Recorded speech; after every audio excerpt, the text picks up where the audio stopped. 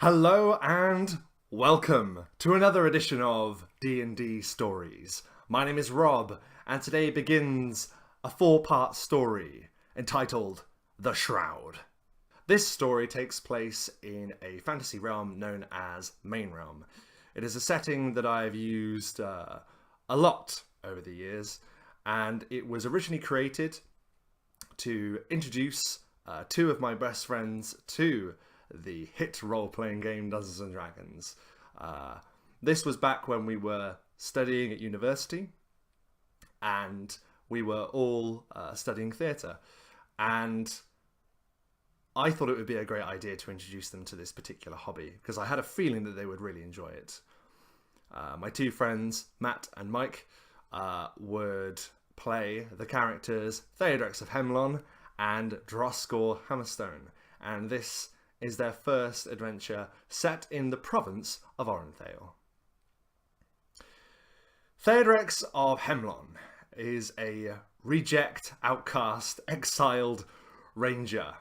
He was from a place known as Hemlon, and he often says that he is Theodrex of Hemlon quite proudly. But for a long time, no one really knew where it was or if there was any significance to that information whatsoever. Theodrex, as an exile, lived a life of guilt and an upset. He was an alcoholic, which I was very impressed by. I think one thing that I take away from playing with these particular people, as they were theatre students, they really liked in-depth character sort of backgrounds and the like. And Matt, who played Theodrex, decided that Theodrex was going to be a drunk and someone who had dependency issues. And I was like, okay, fair enough. So this tale begins with Theodrex of Hemlon walking through the woods at night in the province of Orenthale, to the very west of Main Realm, this vast continent filled with many different kingdoms. And he's making his way through this forest at night, and he is desperately seeking shelter. Times are hard, and times are dangerous, and it is not safe to be walking in the darkness in the middle of the night through a forest. And sure enough, the first thing that I make Matt do with his character Theodrex is to roll a listen check. Now you'll have to forgive me, for a while now I've been playing 5th edition Dungeons and Dragons, so if I say perception check instead of listen or spot, then you just have to forgive me. I'll just say check, really. I'll say I made them do a check. But essentially I asked Theodrex of Hemlon to make a listen check, which he succeeds. His ranger skills and his perceptions of the wild serve him well here, as he hears a rustling in a hedgerow not far from him. And then all of a sudden, from out of nowhere, well, actually, from out of the hedgerow, explodes a dwarf in full armour, collapsing onto the path in front of him. It doesn't actually explode, that's just a descriptor. But he emerges and he collapses onto this path in front of him. And this dwarf is known as Droskor Hammerstone of the Undercroft. The Undercroft is the kingdom of the dwarves to the north in a province known as Nirendale. And he collapses onto the ground and he spots Theodrex of Hemlon, and there is a tense standoff. The other not exactly knowing how to deal with the situation of running into a stranger in the middle of the night, in the middle of some very dark woods. They have a brief conversation where they determine that they are not a threat to each other, however they are both very wary. But they decide that it would be best to stick together in such a circumstance. It is, of course, a dangerous time. And rumour has it that the forces of the Empire that rule over many of the provinces of Main Realm is actually withdrawing a number of its forces from the outside provinces like Main Realm for some reason that is a mystery. So the province is not very well guarded. It's not very secure. So they decide to team up for the sake of safety, and they both happen to be going the same way. Theodrex asks, "What exactly are you doing out here in the middle of nowhere?" And Droskor says, I'm looking for some people. I'm looking for... I'd rather not go into it. It is a private matter, and one that I wish to keep that way. Theodrex is intrigued, but his intrigue is overridden by his wish for shelter, and above all, his wish for a nice alcoholic beverage to be in his hand. So, working together, they are able to ascertain that perhaps if they follow this path, they may come across a settlement. And they're moving through these dark woods, and they swear they see strange shapes moving in the mists around them. They swear that they hear strange noises creaking in the darkness of the woods. And then, before long, they come across a small settlement made up of no more than 8 houses or so, and an inn and a small blacksmith's. There is a river that runs through it, and a quaint water mill sort of splushes water around and round as they approach. They enter an inn, and they are met with lively music, and they are greeted by the tavern master, the barkeep, who says, "All right, stranger." Now, as I was introducing Dungeons and Dragons to my friends, that you will find that there are a number of tropes that I feel are important to explore when introducing Dungeons and Dragons to new people, because of course they will have never experienced them. And while this adventure didn't technically start in a tavern, very early on they find themselves in one.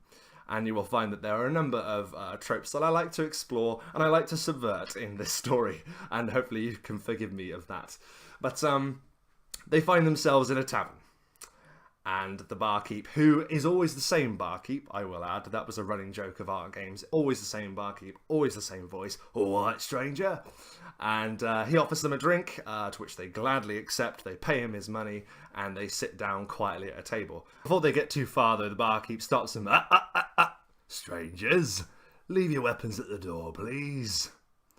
Droskor and Theodrex look at each other, roll their eyes, leave their weapons by the door. Droskor in particular not very happy about this, but the barkeep explains that they've been having quite a lot of trouble with bar fights lately, and it's better if there is going to be a bar fight, it be done with fists rather than swords and axes and hammers and the like. That's when attention is brought to Droskor's weapon. Theodrex is an accomplished archer, and he has a sword at his side. Droskor's weapon, however, is a little bit more exotic.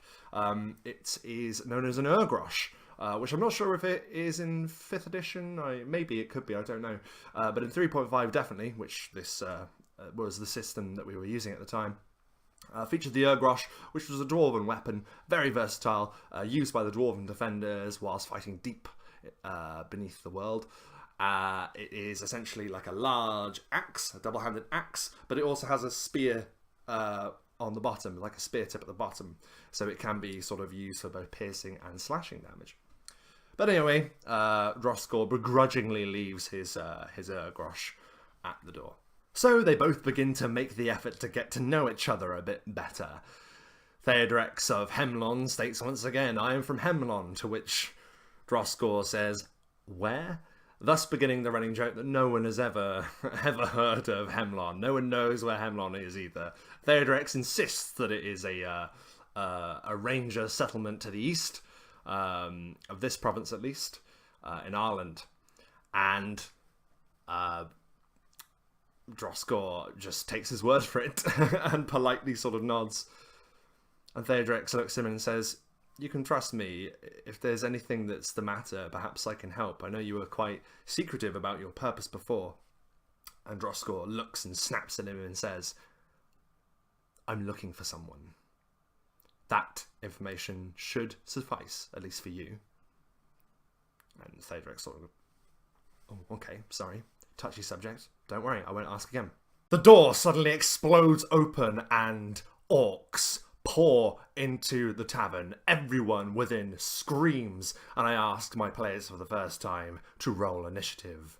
This attack has come out of nowhere. This sleepy village is now beset. A number of orcs obviously smash their way into the tavern. Droskor is first to act, and he realizes, going for his belt, his Urgrosh is by the door. So he rushes towards an orc, and he goes to just hit the orc as hard as he can with a severe punch to the jaw. He rolls the die. Mike rolls a critical failure. We use a critical failure fumble chart and success chart. So if you roll a critical, then you generally get extra damage and another effect. The same obviously goes for fumbles as well, with bad things happening to the player. And in this instance, Droskor goes with a backhand to swipe at this orc, and his iron gauntlet flies from his hand, soars across the room, and smashes into the nose of the barkeep, right on the bridge of the nose. There is a crack as it breaks, and he collapses back, oh my god, to the ground. Theodrex isn't faring much better either. He basically attempts to roll between two orcs to get to his bow that he's left at the tavern door, and he is smashed about the head with a cudgel as he attempts to move past this orc's threat range. He is able to grab onto his bow and his sword, which he makes a desperate swipe at with an orc, but sadly misses. I will point out that the characters are level 3 when they began this story, and while the orcs aren't an impossible threat, they are a difficult one. I wanted to show that it will take a lot to become a legendary hero in this particular campaign. And we move back to Droskor, who is now wrestling with this orc that is trying to basically smack him again and again over the head. Droskor is able to push past him, barrel through a number of the orcs that are in his way, and is able to get to his Urgrosh and begins fighting back the green menace. Theodrex is able to get some distance from the orcs, and he's able to put a few arrows in a number of them. Slowly the tide begins to shift in their favour. Suddenly the orcs are beginning to back out of the tavern, clearly intimidated by the fact that there are people here with arms and skill awaiting them. Clearly the orcs were hoping that this settlement would be easy pickings. And it is not long before Theodrex and Droskor have gradually defeated the orcs. It isn't a stunning display, it isn't a overly heroic display, it is a sheer just battle, desperate struggle for survival. As I recall, Droskor ended up crawling on top of one of the orcs on the floor and just bashing its brains in. Theodrex flung some whiskey over one and set it ablaze, running into the darkness of the night to burn away in some dark corner. The battle subsides. Theodrex of Hemlon and Droskor Hammerstone of the Undercroft are victorious. Their first encounter is a victory. A close victory, but a victory all the same. They decide to do some investigation and go out into the street, where they find a number more dead orcs and a very small amount of town militia that are banded together to fight back the orcs. It seems, however, that a number of villagers have been killed by these orcs. And there seems to be an awful lot of confusion where this has come from. Theodrex and Droskor get the feeling that this village isn't used to such attacks. It came out of nowhere. They approach the sergeant of the militia and blazingly ask, "What happened? Why are there so few of you to defend this place? Where did this attack come from?" And the sergeant, who is also quite badly wounded, looks to them and says, "You know as much as I do." Well, that's not true. There is one thing. A number of our forces have been ordered to withdraw to Valor. People who would be living here with their families, defending their home, have now been forced to the capital. Valor is the capital of Orendale. And Droskor looks at Theodrex, and Theodrex looks at Droskor, and they seem a little confused by this. The sergeant continues, "We've been given no reason why our men have been taken to the capital. No one with authority is willing to speak on the matter. It is an order, and we have to follow it. We need someone to go to Valor, to send word of this. This could happen again at any moment. We will need reinforcements. We need to be able to defend ourselves. Will you go?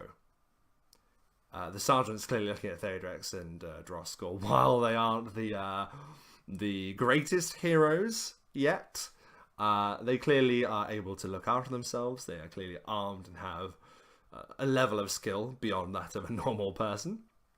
And Theodrex and Droskor look to each other once again, and then Droskor looks to the sergeant and says, well, we have to be able to eat. We have to be able to drink, and there will be a number of expenses that will be needed to be met if we are to undergo this mission.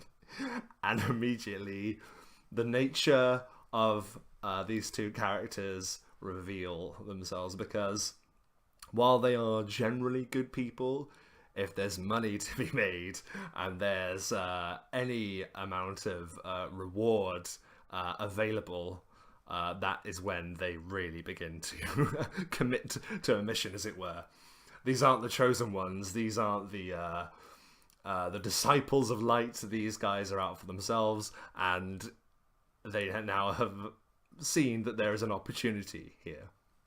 And the sergeant looks at them sort of just with this long, world-weary look, and then reaches for his purse and hands them some gold. And he says, you will need to speak to the Lord Commander. He can be found in Valor. Only he will have the authorization to mobilize men to the outlying settlements in Orenthale. Please send word. And I'm sure he will be able to reward you further when you arrive. Please hurry. And Theodrex and Droskor, for the first time, have a quest. And the next morning, at first light, they embark on their journey to Valor. Now, just to explain, when I run Dungeons & Dragons, I absolutely love to put my players in a sandbox. So while I've given them this mission to go to Valor to spread the word that help is needed in the outlying settlements, there are a number of things that would happen when they would journey across the realm. On their quest, they encountered many foes and dispatched them with varying levels of success. But overall, their journey is direct, and it is untroubled by many of the hardships that they will encounter later in this story. For now, I would like you to imagine them sat around a campfire in the middle of the night, cooking some rabbit that Theodrex had caught, drinking small provisions of ale they picked up from a merchant just before they left. And suddenly, the competitive nature of both my friend Matt and my friend Mike appears and manifests within the game. Theodrex and Droskor, as characters, constantly bicker. And that is because Matt and Mike constantly bicker in real life. Now, nothing horrible, all just good mates having a good laugh. Regardless, this translated into the game. And Theodrex and Droskor begin to argue about who is the best warrior, who is the best fighter. Theodrex is a ranger. Droskor is a fighter. So mechanically, you could argue that Droskor is the superior warrior, in at least close up. But they decide that they're going to settle this, and Theodrex walks over to Droskor and pushes him. Just pushes him in the chest. And then Droskor looks down, pushes him back. Theodrex pushes harder. Droskor pushes harder. And I say, guys, roll initiative. Around the campfire, in the middle of nowhere, when the fate of this entire realm could potentially be at stake, Theodrex and Droskor decide to have a fist fight and settle the matter of who is the greatest warrior the old-fashioned way. Theodrex takes a few swings, but the thing is, Droskor is just hardier. He's got more health, And unfortunately, he's significantly stronger in melee combat than Theodrex. The fight goes quickly. Theodrex gets a few digs in, but Droskor is able to take Theodrex off his feet and just batter him into the ground. And bear in mind that these individuals don't know each other particularly well. This, in a way, is a new way for them to get to know each other. As much as they got to know each other through talking and having conversations, they also learn a significant amount about the other when it comes to a good round of fisticuffs. It is only after a long journey that Droskor and Theodrex finally arrive at the walls of Valdonor. It is a citadel city, it has a thriving economy, and it is well protected against the dangers within Orenthale. And they find themselves being drawn in by this crowd and moving through the streets, and they begin immediately looking for the Lord Commander, or at least someone that can direct them to the Lord Commander. And after speaking with a number of guards, they are directed to someone known as a Knight Captain, as the Lord Commander is obviously not going to talk to just anyone. So they get directed to the offices of the Knight Captain, who is busy writing a number of letters as they arrive. He is a stern-looking man, clearly seen a number of years' service. And as they walk in, he tells them immediately, "I'm very busy, you might want to make this quick." Theodrex and Droskor look to each other. They don't like rude people, but they decide to just be professional and get on with it. And they explain the situation. They explain how the outlying settlements are under threat from orcs all of a sudden. And that because forces have been withdrawn to Valdonor, there's no one to help defend them. And the Knight Captain says, "Regrettably, it is an issue that we are aware of. Unfortunately, my hands are tied on this issue. We have orders from above, from Dragon Then himself, the advisor to the king, that all forces of significance should be withdrawn to Valdonor. There have been a number of militiamen that have been allowed to remain at their homes and defend the outlying settlements, but priority goes to Valdonor." And Droskor says, "Why? Why does priority go to Valdonor? Just because you have high walls, if anything, you could do with spreading your forces across the realm." And the Knight Captain says, "I'm not here to argue tactics with you, dwarf. Let me assure you that every effort is being made to ensure that Orenthale remains a safe and secure province." Droskor looks to the Knight Captain once again and he says, "Lots of people have died. We've been paid to bring you this message. We have succeeded in doing so. Now, please compensate us for this information." And the Knight Captain says, No, but I can offer you something else instead." Immediately, another opportunity has emerged, and Droskor and Theodrex lean forward.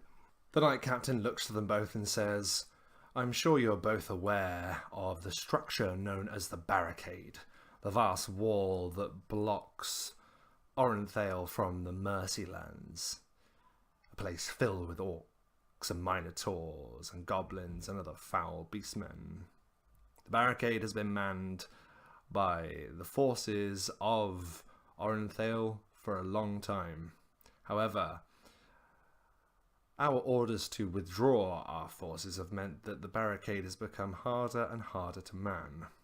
That is the reason why orcs have been pouring into Orenthale and causing havoc with the outlying settlements." The Knight Captain begins to look frustrated, and he looks them dead in the eye and he says, "Listen, I am going to level with you. I do not agree with the morality of the orders that have been given to us. Regardless, I have to serve. It is my life's oath to serve the orders that I am given.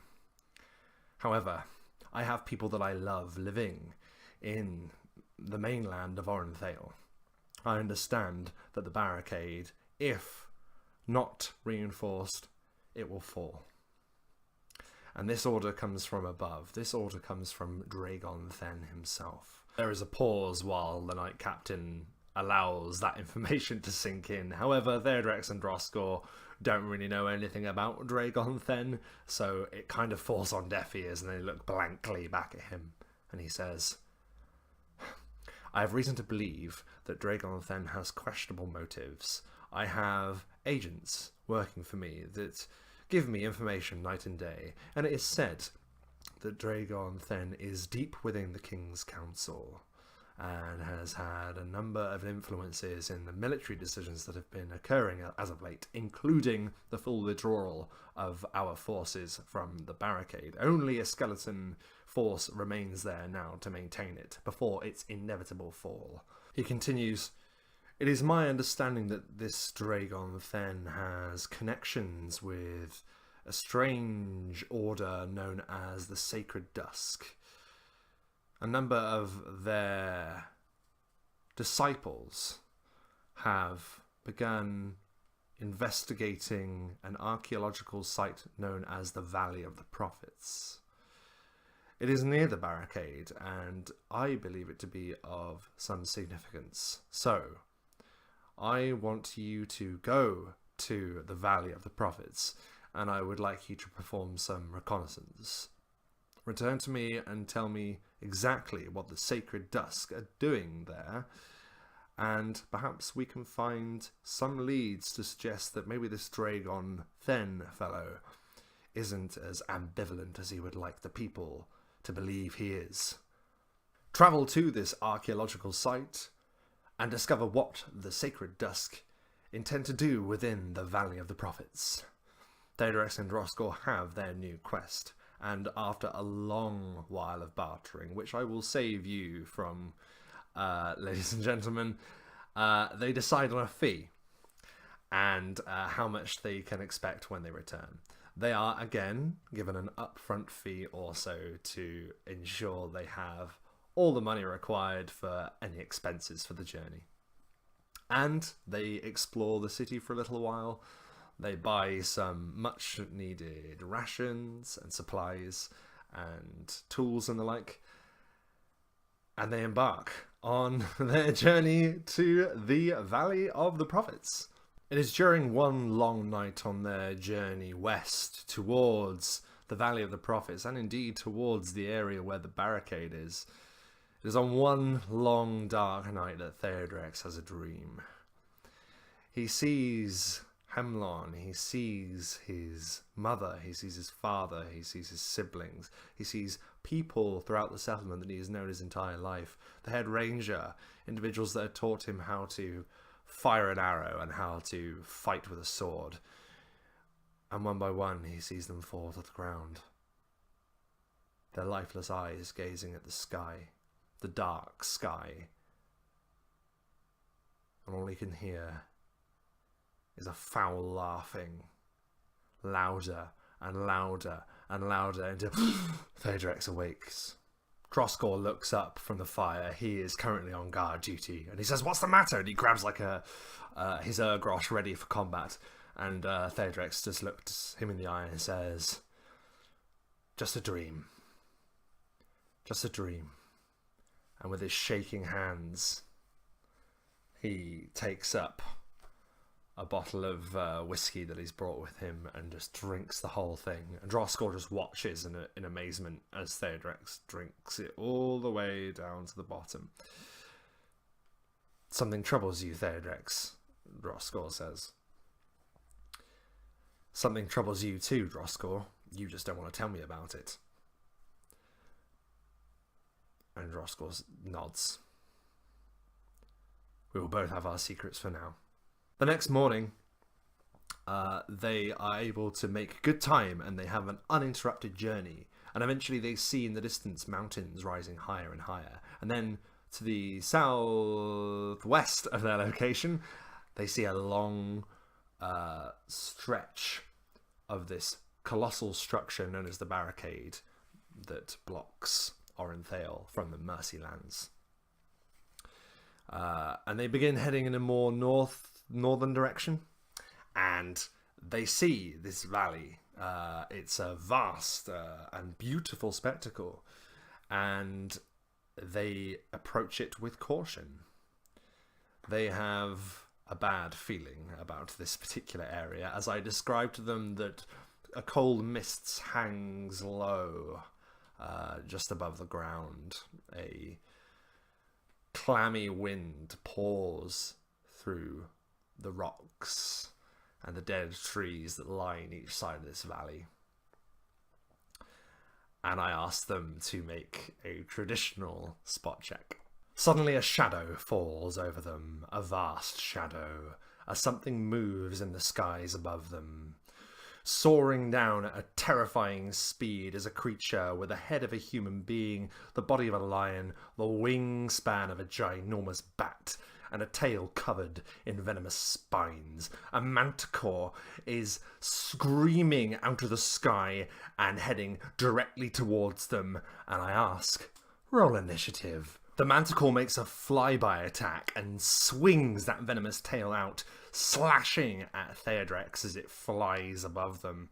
Theodrex is able to hurl himself to the ground, but not before those spines dig deeply into his chest. He falls back and is suddenly poisoned by this foul creature. Droskor looks at this thing as it flies over, and he picks up one of his heavy throwing axes and he hurls it at the beast. It sinks into its back leg and it gives a screech of pain as it whirls about in the sky in this valley and comes gunning back towards Droskor. It slices down at him with these angry talons on the end of its lion-like paws, and Droskor is barely able to block the attack. Theodrex is struggling to his feet and begins to try and climb up one side of the valley to get a good eye of sight upon this thing, to begin raining arrows down upon it. He takes a shot and he fires and it hits its wing, but not enough to do any real damage. The manticore whirls about in the air like a creature possessed and guns it towards Theodrex, its talons sinking into his shoulders and then lifting him into the air, higher and higher and higher above the valley. Droskor looks as Theodrex is dangling nearly 80 feet into the air at this point. Droskor begins desperately making his way up the side of the valley, basically trying to get himself with a level height with this manticore lifting Theodrex into the air. And whilst Droskor is stumbling over rocks and pulling himself up the sides of different cliffs and the like, Theodrex is taking a dirk from his belt and is repeatedly stabbing this foul creature in an attempt to make it let go. An unwise option, you might think to yourself, dear viewer, but regardless, Theodrex wanted out, and he, for the life of him, couldn't make this manticore drop him, even though he was doing quite a lot of damage to the creature with such a small weapon, stabbing again and again and again into this creature's flank, and it gives another howl, bringing up its foul, horrible mouth and bringing its teeth down onto Theodrex's neck right there. Theodrex gives a howl and basically jams this knife in more, basically trying to do more and more damage. Basically a grapple, locked in a grapple, but using a small one-handed weapon to get some digs in as he's being lifted higher and higher and higher into the air. Meanwhile, Droskor is stumbling up more rocks and over more ledges and things until he's almost level with the manticore, takes a running jump to get up to a higher position, and then hurls himself off the edge with Urgrosh in hand and brings his dwarven weapon smashing down into the manticore with a cry, "Check out my dwarven might." Check out my dwarven might is going to be a reoccurring catchphrase for Droskor, just as a fair warning. He screams, "Check out my dwarven might," and delivers a crushing blow to the manticore that sends the three of them whirling down in a massive fur and spines and wings and armor, just clattering down the side of this valley over and over and over again until they all land in a heap on the floor in this horrible cold mist that still coats the bottom of the valley. Droskor is able to hurl himself to his feet and is then promptly smashed in the face by the manticore's tail. It's still going. Theodrex pulls himself to his feet and is able to draw his sword and brings a crushing stab into the back of the creature. It whirls about, its talons raking across his face, knocking him to the ground once again. Droskor is then knocked to the floor as the thing beats its wings in an attempt to lift into the air, but he is able to roll, pick up his Urgrosh once again, and deliver one final smash into the creature, driving the Urgrosh hard into the creature's jaw. The jaw disconnects. The manticore sways, desperately trying to lift itself into the air, not having the strength, and then collapsing to the ground, dying with one final shuddering growl.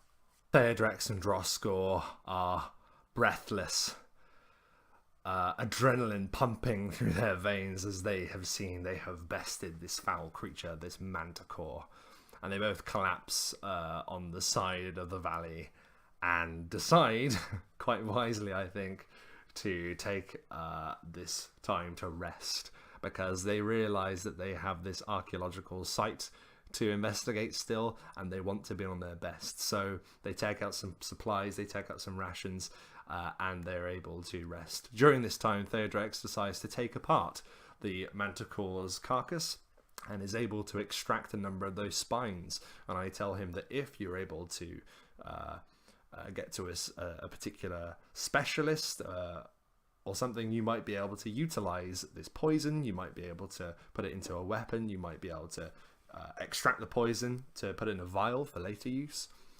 So Theodrex gathers all of those items, as Droskor doesn't appear to be particularly interested with the creature that he's still quite angry with, because it really messed them up.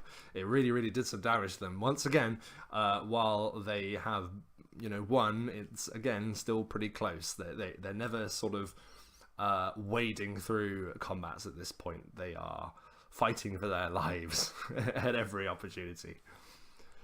So they rest and they're able to recuperate and then continue their search through the Valley of the Prophets.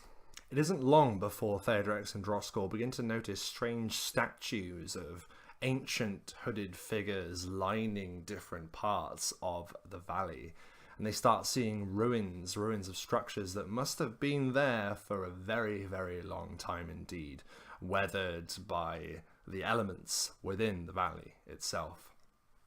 And it isn't that long before they then discover a staircase of stone wrought into the side of the valley itself. And it winds higher and higher and higher up the sides of one of the mountains that make up the valley. Theodrex goes first, feeling not at his best, still badly injured from the manticore attack, but still well enough to be able to operate and adventure appropriately. And they get to the top of this winding path of stone, and they see an entrance to a cave that drops deeply into the side of the mountain. Like any good adventurers, Theodrex and Droskor embrace this wholeheartedly, and they descend into the darkness. And it isn't long after moving through winding, cavernous passages that this cave system opens up. And I described to them that it's almost like they're walking through a mixture of muddy water and broken sticks and rocks. Being a dwarf, Droskor is able to see with horror what they are walking through. First of all, Theodrex is forced to light a torch, and as he does, it is revealed that they are standing in a cave that is entirely covered with blood and bone. This viscous red liquid is dripping from the walls, the ceiling, it is everywhere. Bones, broken and shattered, surround them, and there is the faint sound of chanting echoing from deeper within the cave network. Droskor and Theodrex look to each other with wide-eyed astonishment. They have never seen something so vile in their entire lives, which is at which point I asked them to make a Constitution saving throw, which they both fail, which means they both vomit loudly into the darkness. They just vomit everywhere because it is just such a horrible thing. It is the most disgusting thing that these two have ever experienced in their entire lives, and that's saying a lot. And it is the noise of them vacating the contents of their stomach which causes the chanting deep within the cave network to stop. Theodrex and Droskor cautiously now continue on their path now that ahead is silent. They make their way through another winding path, And then before them, this cave opens up much larger. And you can see that there is a ravine beyond that drops away into the darkness. And in front of that ravine, there are a number of individuals, hooded and cloaked, stood in a circle surrounding a huge pile of what looked to be human and orc remains. One of their number turns and draws back their hood. It is an elderly woman with gaunt features and hag-like talons on the end of her fingers. And she looks to them and says, "It is good that you have arrived. You will be able to bear witness to the power that belongs to the sacred dusk. We will sacrifice everything to ensure the will of Dragon then be done. The shroud will be erected, and you will bathe in its majesty in death. We go now in service of our master." And at those words, she lifts up a horrendous-looking ceremonial dagger. Her actions are mirrored by all of those standing within that circle, and they all plunge those daggers deep into their hearts with final screams, heretical screams. They collapse to the ground. This dark energy begins to swirl from their lifeless bodies now, surrounding the pile of remains, the remains of the humans and the orcs, and this foul construct begins to morph and change and lift from the ground. Droskor and Theodrex are facing a flesh golem, and with a horrendous groan, it begins to stomp towards them with malice in its heart and hatred in its deformed eyes. And that is where we will leave our heroes for this edition of D&D Stories. Thank you ever so much for watching. I hope you enjoyed it. Please feel free to leave a like and subscribe. And remember to keep gaming. Thanks for watching. Be sure to check out the D&D Stories Facebook, Patreon, and t-shirts on Redbubble. Keep gaming!